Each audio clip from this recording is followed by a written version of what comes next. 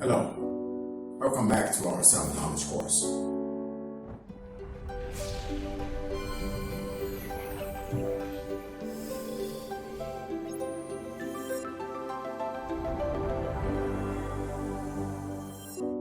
Each one projects his own defects over others.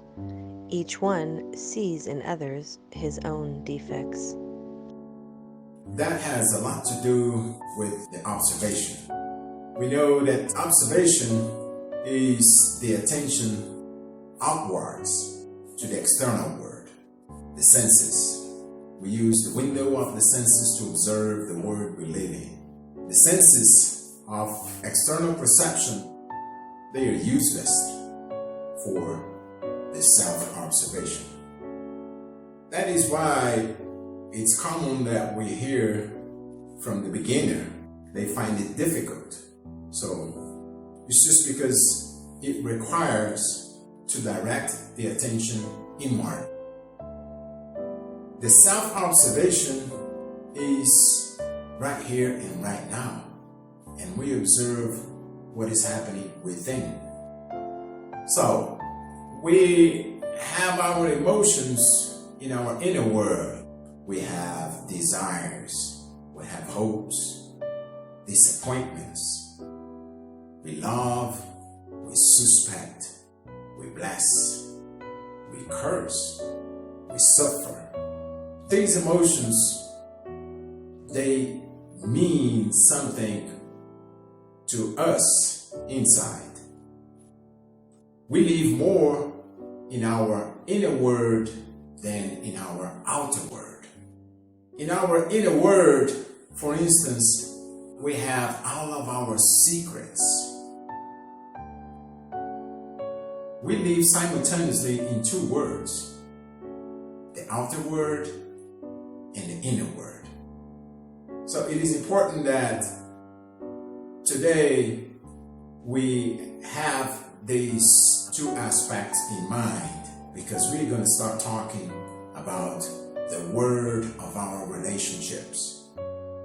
And there are three aspects that compose our existence. Three types of relationships. The first one is our physical body. The second one is the relationship with the planet itself, the planet Earth. And then third is your relationship with yourself. This one is the relationship with our consciousness. Most people consider this last one as to be less important. However, it is really the one that matters the most. Because we can live in the outer world, function as a machine most of the time, and we do not have an inner relationship with ourselves. The relationship with the physical body, for instance, what is it? Is the health, right? The correct relationship with the physical body leads to a harmonious and healthy body, because the disease, they represent a poor relationship with our physical body. The food we ingest, the air we breathe in, the rest, necessary rest for our body. Not a matter of how many hours. Most important is, when do you go to bed? Because if we say we sleep 7 hours from midnight to 7 o'clock in the morning, that represents a good rest. However, it's not enough for our vital body to invigorate our physical body. We must consider the early hours of the night. The birds, they go to sleep as soon as the sun sets. We, however, with the advent of electricity and the progress, we are extending our time after the sunset. And now, even worse with the internet events, people just tend to go to bed after midnight, when the ideal would be as soon as the sun sets. People in the farms back in the country, they go to bed early and they enjoy a better quality of sleep.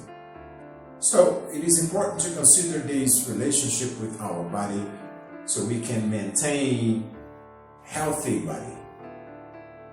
The healthy man is the thin man, but you don't need to go hungry for it. Remove flours, starches, and sugars. That's all. Now the next topic is about the family. The individual is the smallest nucleus of society. The family is our direct relationship. It is at home that the individual finds harmony and a perfect structure that he needs in order to work upon himself, to develop spiritually. Why is that? Because we have a direct relationship with the ones we love. And most of the time, we are not addressing them with the love that they deserve. It's not because we want to. Most of it is just because we are not ready to it. We are not dealing properly with our emotions, with who is controlling our emotions. That legion of entities that we take within and that we need to get rid of, which are the egos, the ones that suffer, the ones that we are supposed to eliminate. So, in the family, we have a direct relationship with the ones that we must show our love, our appreciation. And unfortunately, most of the time, we do not respond the way we are expected to. So we need to become a proper homeowner. We need to be in charge of our emotions. If we apply the self-observation, correct our actions before we let them emanate, before we let them happen, we just are going to notice that the inner changes, they are reflected in the environment in which we live in. Outside reflect what it is inside. As above, so below. As within, so without. As the universe, so the soul. So, and then there is a relationship with nature. We need to integrate with nature because the same way we have the external country, we have our psychological country inside, in which we have to pay attention to it. We have to manage the best way we can. Because like I said, that's where we have our conflicts. That's where we live most of the time. Whatever that we carry secretly inside, they are as real, like I said, as any object outside, because we feel them. So it is important that we change the way we feel, the way we act, and the way we think. And in order to change these aspects, it is important that we observe ourselves. So correcting the interior will represent the light that we reflect, and having a good relationship with ourselves internally will reflect in the light that we emanate to others. And as opposed to it having a bad relationship with ourselves, it will lead us to fight. It will lead to more conflicts and more disharmony. So basically the word of relationship is to change the relationship with ourselves. And for that, we use the key, the practice of the 3 factors of the consciousness revolution. It is important that we are willing to drastically, to radically change the way we think, the way we act, and the way we behave. The human society is the extension of the individual. Therefore, if we really want a radical change, if we really want a better world, we need to change individually. So the first factor of consciousness revolution is to die. But to die in our psychological defects, we have to eliminate the egos. So after we die in these psychological defects, of course we need to be born again. And what is born is part of the essence that we have imprisoned, to born from the water and from the spirit. And the third factor of consciousness revolution, it is of course the sacrifice for the humanity, the sacrifice for the mankind, to serve. The more we give, the more we receive. The warmth of charity opens the doors of the heart. The warmth of charity brings solar faith to the mind. Charity is conscious love. And as a practice for these lessons, we would give you a key, which is a retrospective exercise. Of course, we start with the day. So how does that work? Well, when you are about to go to bed at night, we kind of rethink the day. So what did I do before I am right here on bed right now? Well, I brushed my teeth. Great. So what did I do before that? Well, I changed clothes, or I took a shower, or I had dinner, or I was working, and then I arrived home by bus, and my day at work was days and days and that. And what were the events of the day? Well, I had problem with this or that colleague at work. After lunch, I took a nap, or I didn't take a nap, or I didn't even have lunch. I didn't have time. I was worried about a deadline.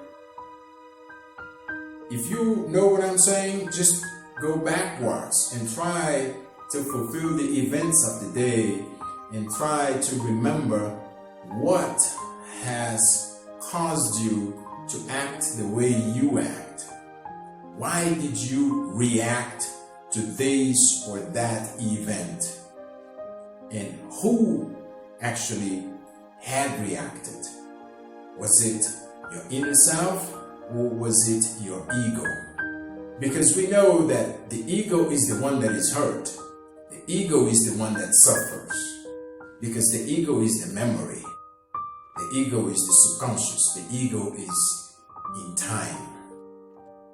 The essence, the inner self, divine self, is not in time. It is. Now, the ego is the one that is based on the time, in the memory. If you were still remembering some events of the day that has caused you to be stressful or that aggravated your day, well, that's the ego. That is when you have to be happy, because you have found an ego that has caused you trouble. And that's the ego you must eliminate. That's the ego you have to get rid of. And that's the idea of the retrospective exercise. It is important that you go backwards from moment to moment. In the beginning, it's going to be a little bit difficult, or you won't remember everything, or you will fall asleep even before you reach the morning part of the day. But it is important that you go from this moment right now before you go to bed until the time that you woke up. So I hope you enjoy and do that practice so that you will analyze your day. The experiences of life must be transformed into true comprehension. So, I see you next time. Enjoy your time.